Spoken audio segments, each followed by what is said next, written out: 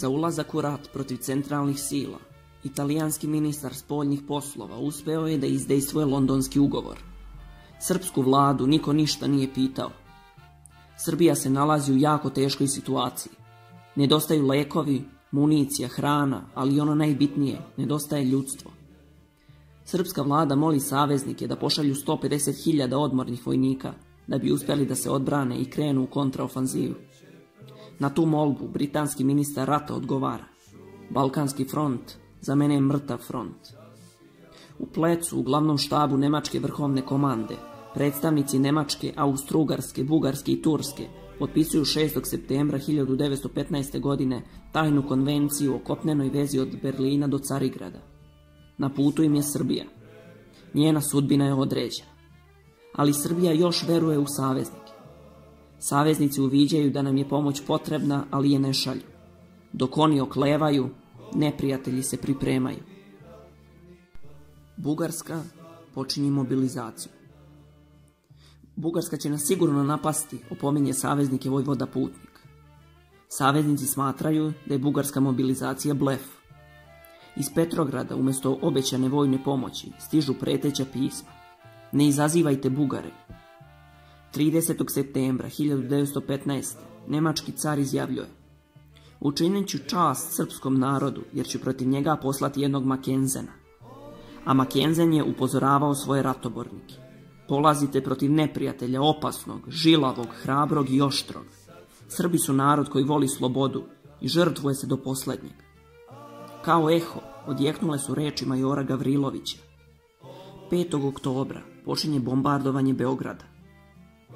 Sutradan krenula je nemačko-austro-ugarska armija od preko 500.000 vojnika. Branilaca je bilo mnogo manje. Ratnici prekaljeni u balkanskim ratovima nisu izdržali. Beograd pada. Od tada kreće šestomesečno povlačenje koje po oceni maršala Žota strahotama prevazilazi sve što je ikada zabeleženo u istoriji. Da li je taj marš pokretnih skeleta mogao da se izbegne? Prva nada bila je dugo čekana i željena vest. Otpočelo je iskrcavanje francuskih vojnika. Iskrcalo se i 3.000 Engleza. Prvo će početi prevoz francuskih trupa, javlja srpski predstavnik iz Soluna. Malo posle toga stiže razočaravajuća vest. Pokreti francuskih trupa obustavljeni su do dalje naredbe. Makenzen iščekuje svoga kajzera u prestonici Srbije. Nemci napreduju sporo, ali prodiru sigurno. Ujutro 11. oktobra Bugari bez objave rata sa svojih 9 mnogoljudnih divizija napadaju već napadnutu Srbiju. Naša vlada još jednom pokušava da umilostivi Engleze, ali dobija samo prekor.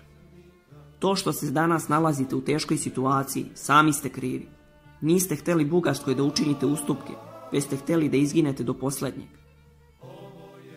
Makenzen sprema konačno uništenje srpske vojske kod Kragujevca, a kad mu taj manevar nije uspeo, Nemci kreću ka zapadnoj Moravi da presretnu srpsku vojsku.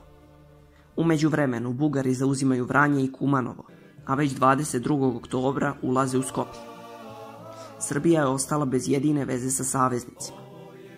Srbiji je javljeno da će saveznici poslati 80.000 svojih vojnika, ali da na tu pomoć ne treba računati pre 2 nedelje. I Niš je pao. Srbi nastavljaju da se povlače. Bugarski i nemački car u Nišu organizuju smotru svojih vojnika. Neprijatelji pobeđuju, a Srbi se ne predaju. Francuzi su na našem tlu i general Sara je kod krivoloka. Čim je to saznao, stari vojvoda Putnik predlaže zajedničku akciju koju Francuzi odbijaju. Po naređenju francuske vlade, Saraj napušta našu teritoriju i ne obaveštava srpsku vrhovnu komandu o svom povlačenju u Solun. A srpska vojska bila je udaljena samo 50 km od njih. Brojno stanje savezničkih trupa 8 divizija, a akcije 0. Englezi javljaju da nemaju zimska odela i da ih to sprečava da napadnu. U tom trenutku Srbi nisu imali ni letnja ni zimska odela. Nosio je ko je šta imao. Sudbonosna odluka za opstanak zemlje doneta je u Prizrenu. Kapitulacija bi bila najgore rešenje, pisalo je u direktivi srpske vrhovne komande. Dalje povlačenje srpske vojske treba da ide kroz Crnu Goru i Albaniju na Jadransko more.